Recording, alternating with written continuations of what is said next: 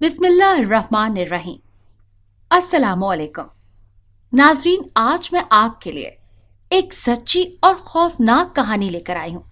लेकिन इससे पहले कि मैं कहानी शुरू करूँ, जो लोग हमारे चैनल पर नए हैं उनसे गुजारिश है कि वो हमारे चैनल कहानी महल को सब्सक्राइब कर लें, ताकि आपको हमारी इस तरह की दिलचस्प कहानियां बर वक्त मिलती रहें। हमारा ताल्लुक सादात खानदान से है। दादा दादी, नाना नानी, परदादी, अब्बू की खालाएं, अम्मी की खालाएं, सभी ने जन्नात को अपने जेर किया और हर फर्द का अंदाज जुदा जुदा रहा। जन्नात से दोस्ती थी। दादी जब तक हयात थी उनका राब्ता जन्नात से रहा। दादी की वफात के बाद से राब्ता तकरीबन मुनक़ता हो गया। दादी को मुंदरजा बाला शख्सियात की जन्नात के साथ ताल्लुक और उनसे जुड़े तमाम वाक़यात अज़बर याद थे। दादी अम्मा को दिसंबर का आखिरी अशरा बहुत पसंद था। वो दिसंबर की ही एक रात थी और दिसंबर में सर्दी उरूज पर होती है। हम लोग लिहाफ फोड़े दादी अम्मा के इर्द गिर्द इंतहाई इन्हमाक से दादा अब्बू का वाक़या सुन रहे थे। बच्चों में मेरी उम्र सबसे ज़्यादा थी। मुझे ये वाक़या अच्छी तरह याद है। दादी कहती हैं वो दिसंबर की ही एक सख्त रात थी जब दादा जान रात को मुरीदैन की महफिल से उठकर घर आए। सारा दिन दिमाग खपाने और मुरीदैन के मसाइल हल करने के बाद वो खासे थके हुए थे। ख़ानदानी मर्ज यानी दिल की बीमारी की दवाई ली और मुझे सर दबाने को कहा। मैं काफ़ी देर तक सर दबाती रही। इस दौरान तुम्हारे दादा जान दिन भर की थकान और मुख्तलिफ लोगों के साथ गुजरी यादों को याद करते रहे। फिर थकन से चूर बहुत जल्द नींद की आगोश में जा पहुंचे। रात काफ़ी सर्द थी। मैं कंबल लेकर सोने की तैयारी कर रही थी। इशा की नमाज और ज़रूरी वज़ाइफ मैं पहले ही मुकम्मल कर चुकी थी। चंद ही लम्हों में मैं नीम की वादी में जा पहुंची। रात का न जाने कौन सा पहर होगा जब मुझे शदीद गर्मी महसूस होने लगी। वो गर्मी भी अजीब थी, हड्डियों के गूदे में घुसती सलाखों की तपती गरमाइश। मेरा दम घुटने लगा, सीना जलने लगा। मैंने बमुश्किल आंखें खोली। रात का अंधेरा हर सू मुसल्लत था। मैंने बत्ती जलाई। तुम्हारे दादा जान अपनी जगह से गायब थे। एक लम्हे को मेरा सर चकरा गया। मैंने उन्हें हर जगह तलाश किया, लेकिन वो कहीं न मिले। मैं बहुत ज्यादा खौफजदा हो गई। तुम्हारे दादा रात को जब भी जागते मुझे लाजमी जगाते। आज पहली बार अचानक वो इस तरह कहीं चले गए थे। उस जमाने में मोबाइल फोन नहीं था। पीटी सेल की सहूलत भी ना होने के बराबर थी। परेशानी के 10 मिनट ही गुजरे होंगे कि दादा जान बाहर से बरामद हुए। वो काफी परेशान और खौफजदा थे। कहाँ गए थे आप? कम से कम मुझे जगा ही लेते। मैंने कहा। तुम नहीं समझोगी मेरे साथ क्या हुआ था, उन्होंने कहा। फौरन मैंने पानी का ग्लास भरकर उनके हाथ में थमा दिया। उनकी पेशानी पर खासा पसीना था, कपड़े भी गर्द आलूद थे, जिस्म कांप रहा था। पानी पीने के बाद उनके औसान बहाल हुए। काफी देर बाद उनके नॉर्मल होने पर मैंने पूछा, अब बताइए क्या वाक़या हुआ था? नाकाबिले यकीन। तुम यकीन नहीं करोगी, सोचता हूँ जिंदा पता नहीं कैसे बच गया। वो बोले, अरे आप बताएं तो सही। मैं बोली, मुझे ख्वाब आया था कि पुराने चर्च के करीब एक बुढ़िया रो रो कर बैन कर रही थी। वो अहले जन्नात से थी। उसकी आंखें सुर्ख, हाथ जमीन तक फैले हुए, सफेद बिखरे हुए बाल। वो कौन थी और मेरा नाम लेकर पुकार रही थी, शाहजी मेरी बेटी हमल से है, इसका बच्चा पैदा होने वाला है। हम मुसलमान जिन हैं, अगर मेरा पैगाम आप तक पहुंच जाए तो खुदारा पुराने चर्च के पीछे खजूर के दरख्त के नीचे आ जाइए। तभी मुझे महसूस हुआ कि शदीद गर्मी हो गई हो। मेरा सांस बंद होने लगा, लेकिन फिर मेरी आंख खुल गई। वो एक खजूर का दरख्त था। उसकी जड़ों में जेरे जमीन एक खुला रास्ता बना हुआ था। 2 बड़े और घनी स्याह मूंछों वाले जन्नात ने मुझे रास्ता गाइड किया। अंदर घुप अंधेरा था, मगर जन्नात ने रोशनी का इंतजाम भी कर रखा था। मैं जमीन के अंदर जन्नात के साथ उतरता गया। अंदर गर्मी की तपिश शदीद थी। एक जगह चटियल मैदान था जिसकी जमीन सुर्ख थी। मैदान के दरमियान में एक खूबसूरत मकान था। मैं लड़की से जरा दूर था। वो कर्राह रही थी। वो उम्मीद से थी, शाहजी ये हमारी बीवी है, जचकी में बड़ी दुश्वारी हो रही है। बहुत सालों पहले मेरी पैदाइश पर भी कुछ इस तरह का मसला हुआ था। हम मुसलमान जिन हैं, कलाम खुदावंदी को मानते हैं। जब मेरी पैदाइश हुई तो मेरे वालिद आपके वालिद को बुला लाए थे। उन्होंने کلام الہی کے ذریعے معاملہ آسان فرمایا تھا۔ وہ جن بولا۔ میرے حواس بحال ہوئے، کچھ خیال آیا، کلام الہی سے مسئلہ حل ہو جاتا ہے۔ ابا جی کے ساتھ بھی کچھ ایسا واقعہ ہوا تھا، وہ طریقہ بھی مجھے ازبر یاد تھا۔ تم فکر نہ کرو، سائٹ پر بیٹھ کر دعا کرو، خدا خیر کرے گا۔ میں نے اسے تسلی دی۔ جن کو حوصلہ ہوا، پھر بہت سے جن وہاں سے غائب ہو گئے۔ ان کی شکلیں مناسب تھیں۔ میرا خوف دھیرے دھیرے ختم ہونے لگا۔ میں نے صرف ایک عورت یعنی جو جننی تھی اس حاملہ جننی کے ساتھ رہنے دیا۔ میں نے اس عورت کے چاروں طرف گول دائرہ بنایا۔ عورت خاصی تکلیف میں تھی۔ میں نے زوردار انداز میں کلام الہی کی تلاوت شروع کر دی۔ چند مخصوص آیات کو دہرانے کے بعد زچگی کا عمل شروع ہوا۔ میں نے اسے دم شدہ پانی پلایا۔ عورت کی حالت یکدم خراب ہونے لگی۔ ایک خطرناک صورتحال پیدا ہو گئی۔ اس کا شوہر سجدے میں رو رہا تھا۔ اس کی صدائیں عرش ہلا دینے کے لیے کافی تھیں۔ دعاؤں نے اثر کیا۔ ایک چیخ بلند ہوئی۔ عورت بے ہوش ہو گئی تھی۔ ساتھ ہی عورت نے بچہ اٹھا لیا۔ وہ ایک نیا نومولود بچہ تھا جو بالکل رو نہیں رہا تھا۔ اس کے بچے کو میرے پاس لے آئی۔ وہ خوبصورت تھا، بالکل انسانوں جیسا۔ ایک خوشی کا سما پیدا ہو گیا۔ جن سجدے میں تھا، خوشی سے جھوم رہا تھا۔ ہر طرف سے ڈھول کی آواز آنے لگی۔ وہ تمام لوگ اچانک ظاہر ہونے لگے۔ ان کا رقص قابل دید تھا۔ تمہارے دادا کو جنات نے زردہ تحفے میں دیا تھا، انہوں نے راستے میں گرا دیا۔ لوگ کہتے ہیں کہ اگر وہ گھر لے آتے تو وہ زردہ سونا بن جاتا۔ وہ ایک سرد رات تھی، چائے کا استعمال ناگزیر اور ساتھ میں چلغوزے بھی اڑائے جا رہے تھے۔ نانی اماں نے کہا کہ رات کا سناٹا اور نانی اماں کے خوفناک قسم کی یہ ایڈونچر سٹوریز۔ ہم کل ملیں گے، اور ہم ٹوٹل 6 لوگ تھے۔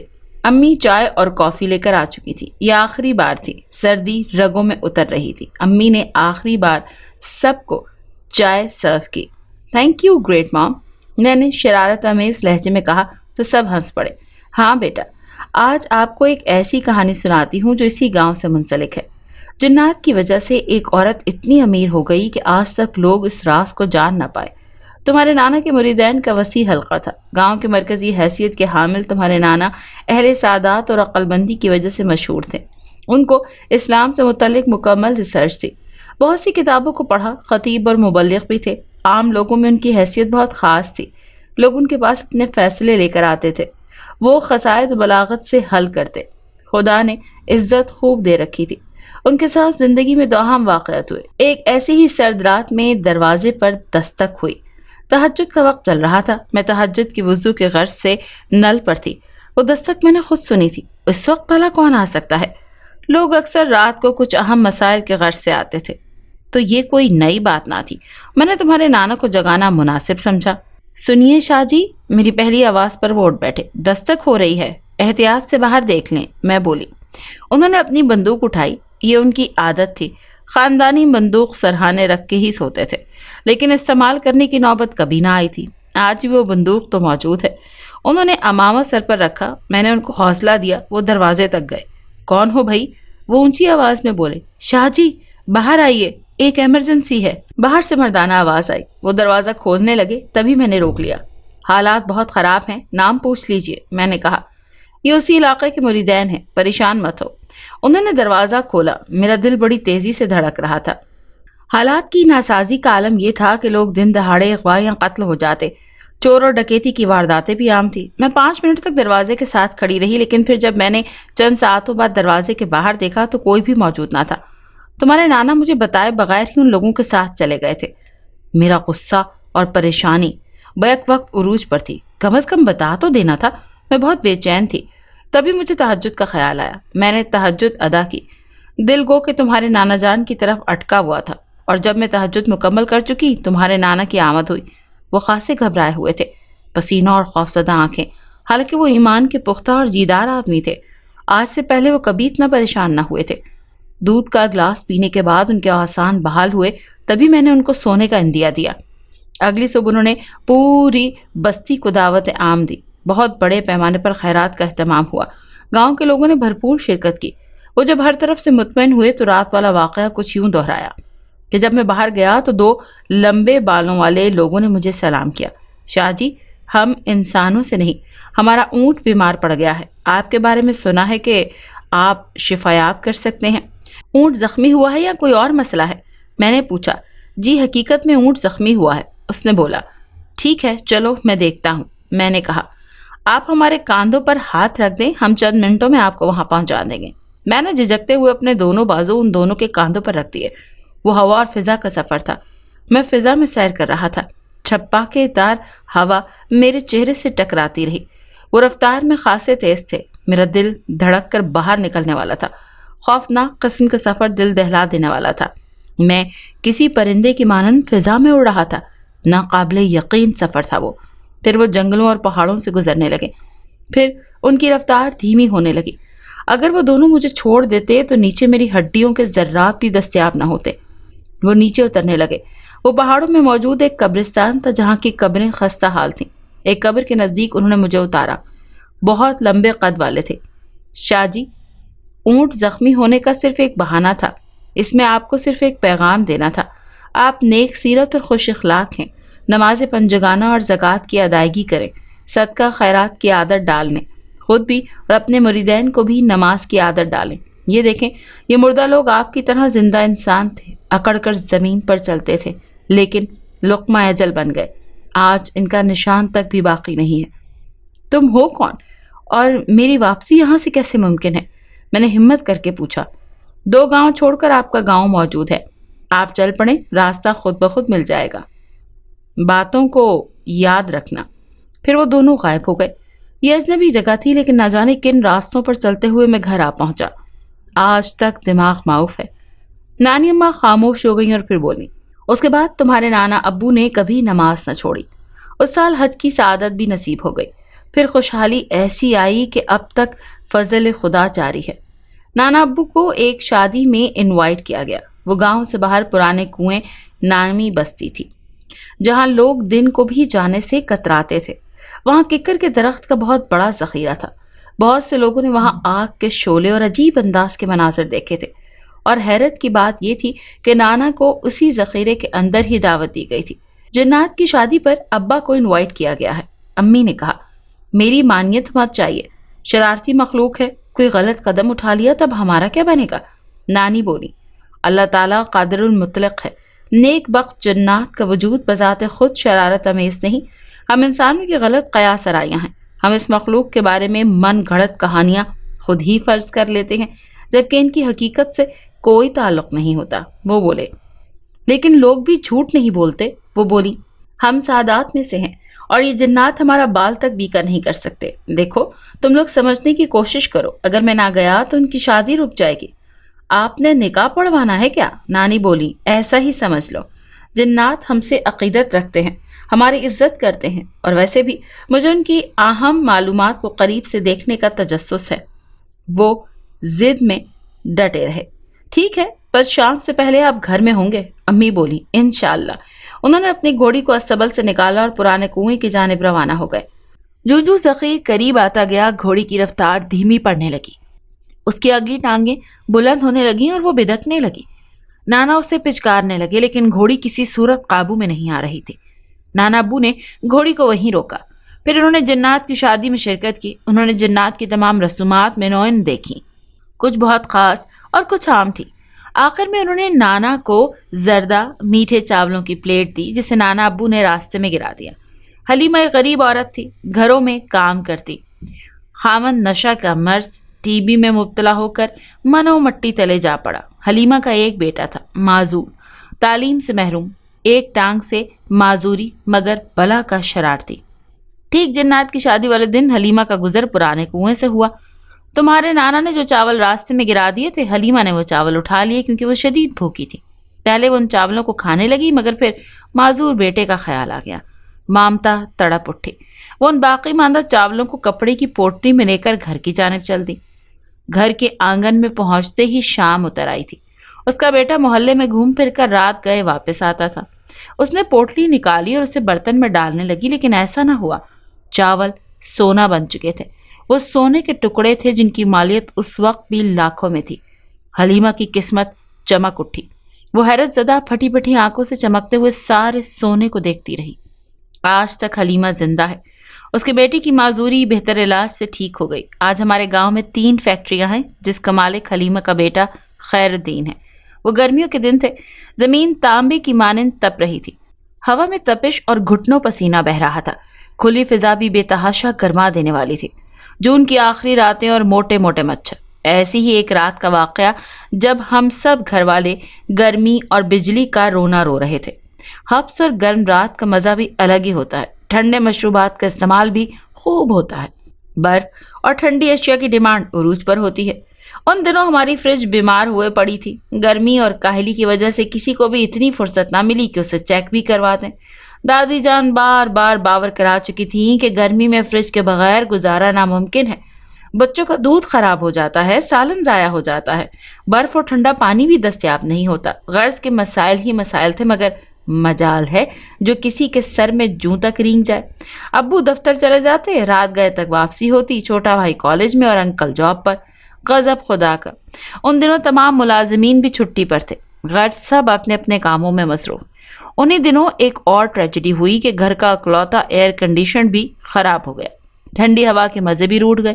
मच्छर और गर्मी बर्दाश्त होती, मगर किसी ने भी मैकेनिक को बुलाने की हिम्मत ना की। दादी और अब्बू की सरजनिश हुई, मगर क्या कहना। गर्मी की दो मशहूर जमाना सहूलतें हमारा साथ छोड़ गई थी, ठंडी हवा और ठंडे पानी से महरूम। वो रात गर्म भी थी, फ्रिज और एसी दोनों ही खराब थे। दादी गर्मी से बेचैन और ठंडक की तलाश में इधर उधर टहल रही थी। फिर वो किचन में गई और हैरान रह गई। किचन से बाहर निकली, मुदस्सिर बेटा कमाल हो गया। वो हैरान थी। क्या हुआ दादी? मैंने पूछा। हैरत है बेटा, मेरे पीछे आओ। मैं उनके पीछे चल पड़ा। उनका रुख किचन में था। उन्होंने किचन में रखा फ्रिज का हैंडल खींचा। मैंने चेक किया, फ्रिज ऑन था, जबकि फ्रिज तो खराब था। खराब फ्रिज बगैर मुरम्मत के कभी ऑन नहीं होता। ऑन हो जाए तो कूलिंग नहीं होती। फ्रिज मुकम्मल कूलिंग पर था और उसमें रखी तमाम अशिया यख ठंडी हो रही थी, जबकि कंप्रेसर ऑफ था। वाह, ये कैसे हो सकता है? बेटा, ये फ्रिज खुद ब खुद ऑन हो गया, कूलिंग मुकम्मल है और तमाम चीजें ठंडी हैं, गोया दुरुस्त हालत में है, दादी बोली। अब्बू भी अपने रूम से बाहर निकले।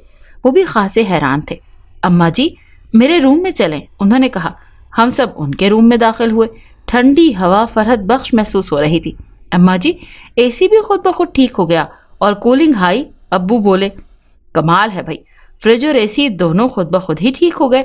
वैसे अल्लाह ताला अपनी मखलूक को परेशान नहीं देख सकता, दादी बोली। फ्रिज भी ठीक हो गया, अब्बू बोले। हाँ जी, मैं बोला। फिर दादी मुखालिफ सिमत देख कर बोली। बहुत शरीर हो नाजो, चंद दिन सब्र कर लेते। उन्होंने चंद दिन मजीद गर्म पानी का मजा चखने देते इन्हें। खैर निकलो इधर से, खबरदार जो मेरे बच्चों को डराया, टांगे तोड़ दूंगी। मैं और अब्बू एक दूसरे को हैरत से देखने लगे। दादो के जिन है बेटा, लगता है सारा काम इन्हीं जिन्नात का है, अब्बू बोले। शरीर कहीं का, दादी बोली। दादो, नाजो कौन थी? मैंने पूछा। जो भी है, खासा शरीर है, सारे काम इसी के हैं, दादो बोली। दादो, जिन मैकेनिक भी होते हैं? मुझे कसम से पहले मालूम न था।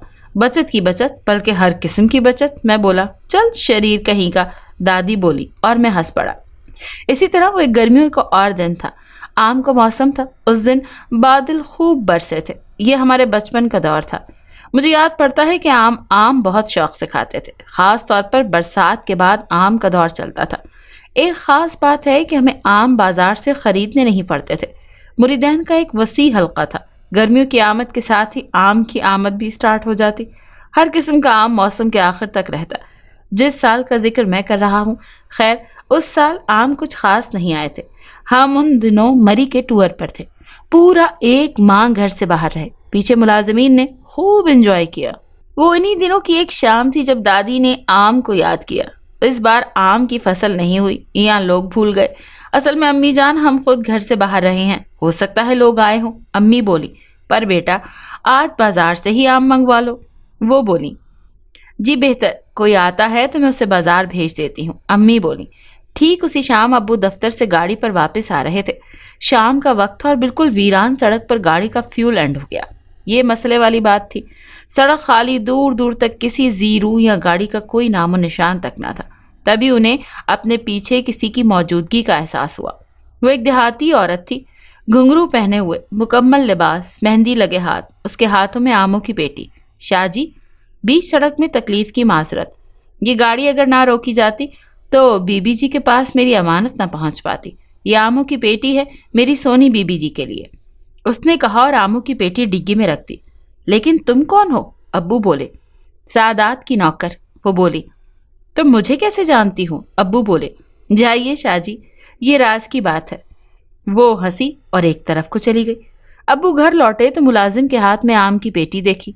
وہ کچھ حیرت زدہ تھے۔ امی، یہ آموں کی پیٹی آپ کی کسی مریدنی نے دی ہے؟ پھر انہوں نے سارا واقعہ سنایا۔ پیٹی کھولی گئی، وہ واقعی اعلیٰ قسم کے پھل تھے، آموں کی شاندار ویرائٹی۔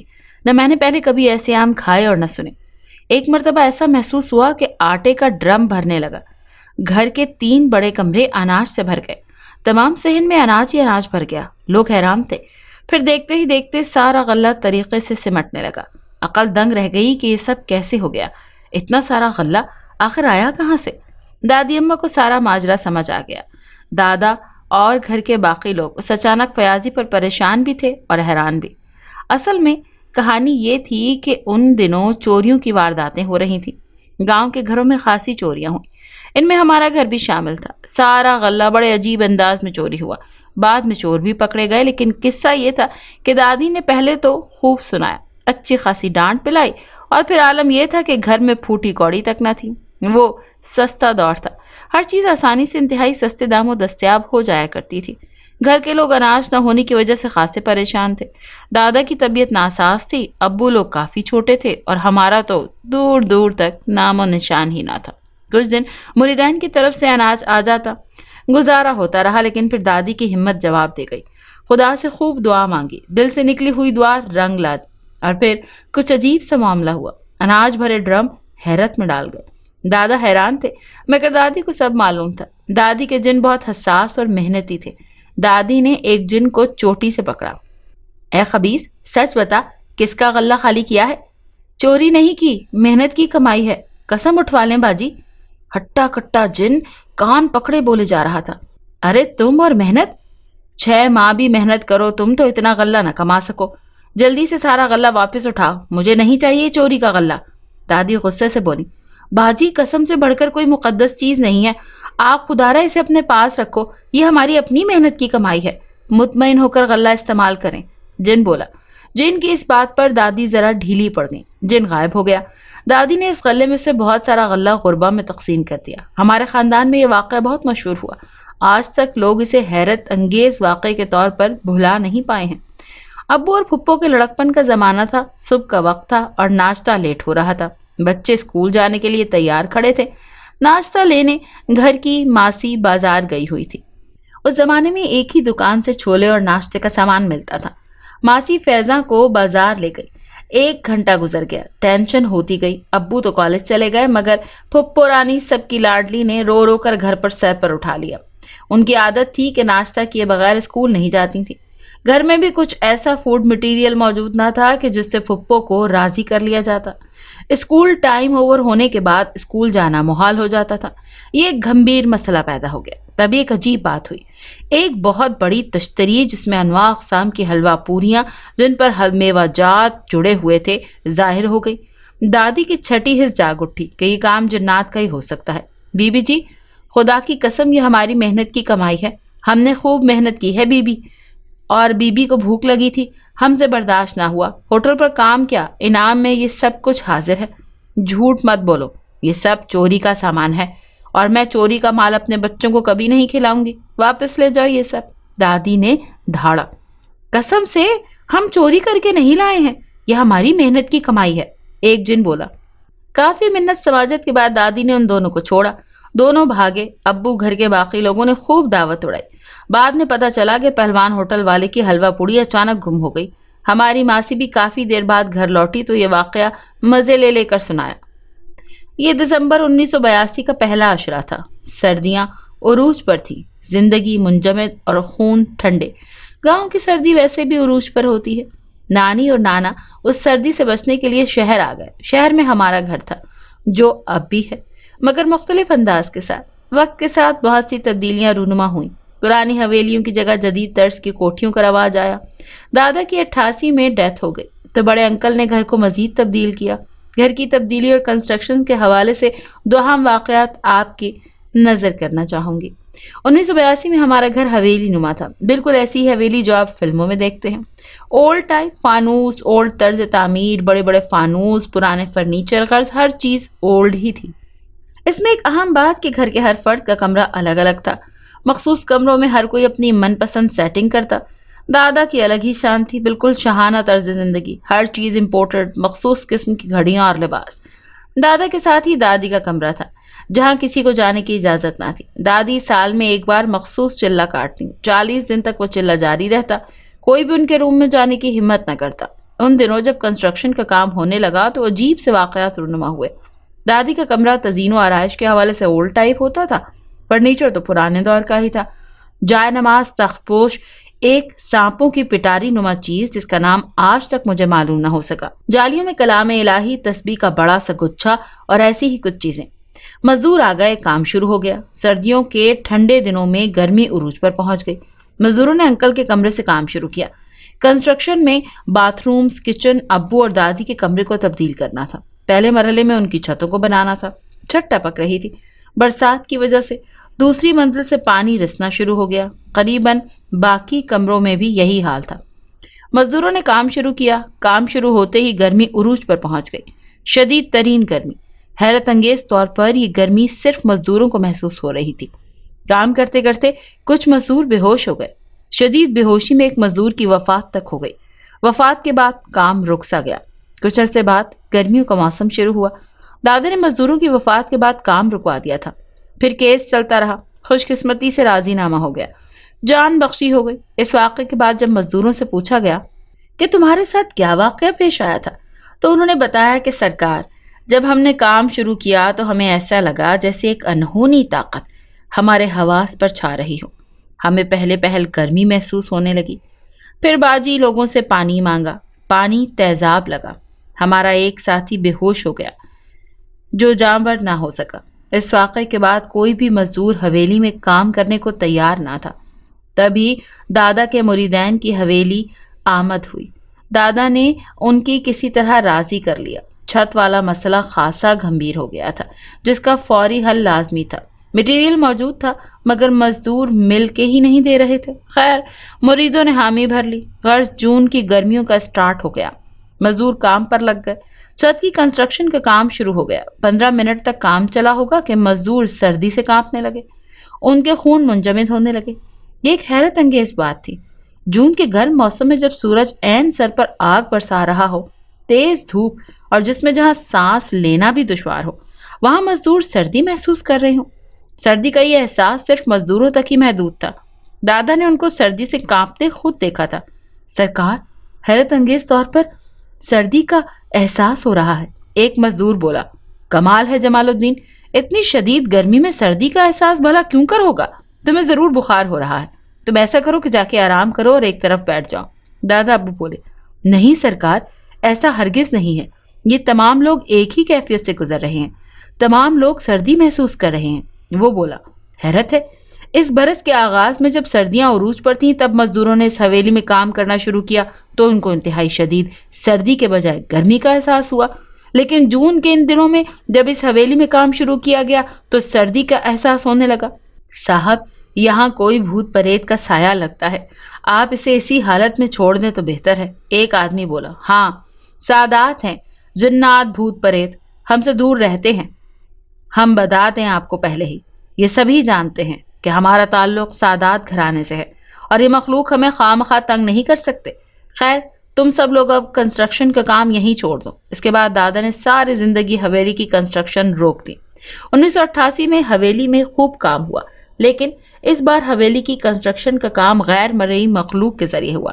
دادی کتاب جنات نے حویلی کی تعمیر و ترقی میں خاصا کام کیا، لیکن پھر نازو جن کی موت کے بعد حویلی اجڑ گئی۔ دادی کے ہاتھوں نازو جن کی خوب درگت ہوئی تھی۔ نازو نے ایک عورت کی عزت تار تار کی تھی، تبھی دادی نے نازو کو الٹا لٹکا کر خوب مارا تھا۔ نازو خوب گڑ گڑایا تھا اور رویا تھا، مگر دادی نے اسے پورے 7 دن تک کنویں میں الٹا لٹکائے رکھا۔ 8ویں دن نازو کو دادی نے آزاد کر دیا، وہ تنہا ہو گیا۔ دادو نے اسے گھر سے بھی نکال دیا۔ نازو کے بہن بھائی دادو کے تابع تھے، انہوں نے بھی نازو کو الگ چھوڑ دیا۔ نازو جن، اس نے اپنے قبیلے کی ایک جن کی بہن سے دشمنی کے بنا پر زیادتی کر ڈالی۔ فیصلہ دادی کے پاس آیا تو دادی نے 7 دن نازو جن کو الٹا لٹکائے رکھا اور غلامی سے بھی نکال دیا۔ 8ویں دن نازو نے خودکشی کر لی۔ دادو کو بہت افسوس ہوا۔ نازو کی موت کے بعد حویلی میں ہمارا جینا حرام ہو گیا۔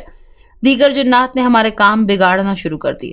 وہ 16 دسمبر 2004 کا سہانا دن تھا۔ میرے ابو بہت اچھے کرکٹر تھے، لیفٹ ہینڈ بیٹسمین، چاروں طرف بہت زبردست اسٹروک کھیلنے والے۔ ابو جان کا فیلڈ رائٹ میچ تھا، ملتان کی ٹیم اور ہمارے شہر کی ٹیم کا میچ تھا۔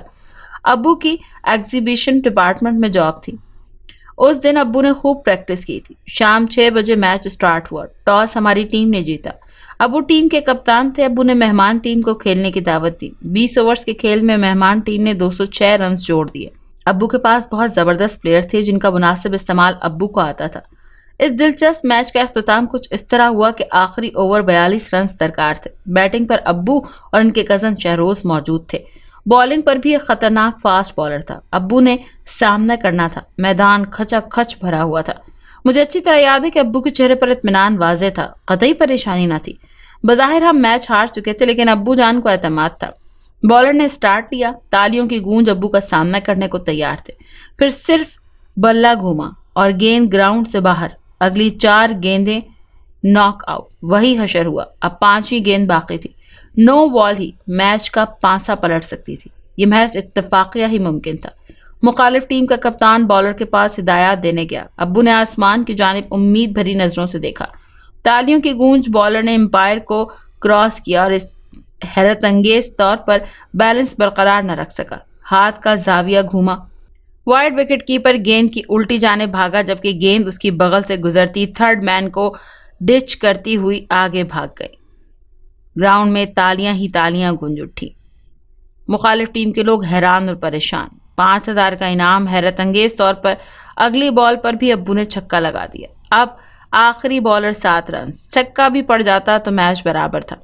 بالر نے بال کرائی، گیند گراؤنڈ سے باہر۔ امپائر کا اشارہ 9 بال۔ میدان خوشی سے گونج اٹھا۔ ہم سنسنی خیز مقابلے کے بعد میچ جیت گئے تھے۔ ابو ان کے دوستوں نے کاندھوں پر اٹھا لیا۔ ڈھول کی تھاپ پر رقص اور نعرے بازی۔ ابو نے میچ جیت لیا۔ اب آپ کو اس میچ کا حیرت انگیز پہلو بتاتا ہوں، وہ یہ کہ یہ میچ کے بعد تیسرا روز تھا جب ابو نے کھلاڑیوں کو دعوت دی تو مخالف ٹیم کے کھلاڑی بھی انوائٹ کیے گئے۔ تبھی کھانے کے بعد بالر نے چند حیرت انگیز باتیں بتائیں۔ اس نے کچھ یوں بتایا کہ یہ میچ کا آخری اوور تھا۔ بظاہر ہم میچ جیت چکے تھے۔ 42 رنز بنانا بہت مشکل کام نہیں تھا۔ ہم بہت پر امید تھے۔ میں نے بالنگ کرانی شروع کی، تبھی مجھے محسوس ہوا کہ جیسے ایک ہیولا میرے سامنے آ گیا۔ اسے دیکھتے ہی میں ڈھیلا پڑ جاتا۔ یہ ہیولا صرف امپائر کے قریب ہی نظر آتا تھا۔ گیند میں وہ دم خم نہ رہتا تھا۔ پھر جب وائڈ گیند والی ہوئی تبھی مجھے چکر سے آنے لگے۔ مجھے ایسا محسوس ہوا کہ کسی نے میرا ہاتھ تھام لیا ہو اور گیند کو اپنے مطابق گھما دیا ہو۔ میرا گیند پر کوئی اختیار ہی نہ رہا ہو۔ اگلی گیند جو شاہ صاحب سے مس ہوئی تھی تبھی میں نارمل تھا، لیکن آخری گیند جو 9 بال تھی، مجھے ہیولا ڈرونی آواز میں کہتا رہا، یہ بال 9 بال کرانی ہے ورنہ بہت برا ہوگا۔